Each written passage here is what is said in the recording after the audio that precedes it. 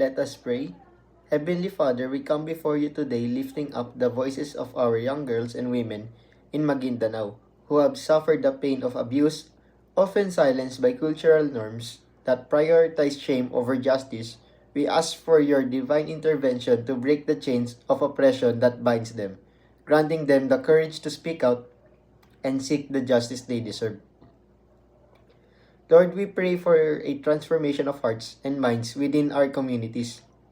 May we learn to value the dignity of every person, recognizes that each individual is created in your image and deserve respect and protection.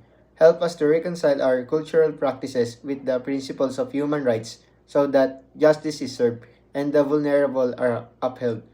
We ask you to guide the leader and elders in our tribe, granting them wisdom to prioritize the safety and well-being of their people over reputation.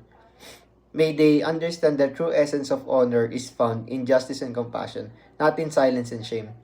Lord, we also lift up the psychological wounds of the survivors. We pray for healing and restoration that they may find peace in their hearts and strength in their spirits. Surround them with support systems that nurture their recovery so they can reclaim their dignity and purpose. Inspire us to learn good, inspire us to do good, seek justice, correct oppression, and to stand those who cannot stand for themselves. May we all take action to ensure that every person's dignity is protected, that abuse is never trivialized or accepted. We ask for your guidance in implementing awareness and education programs that enlighten our communities about human rights and the impact of abuse.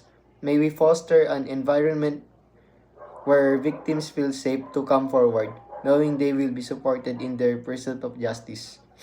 Finally, we pray for a church that is active and engaged, as Pope Francis reminds us.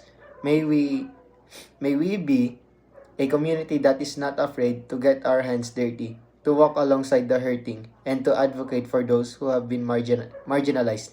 In your mercy and grace, we lift these intentions to you, trusting your love and justice. Amen.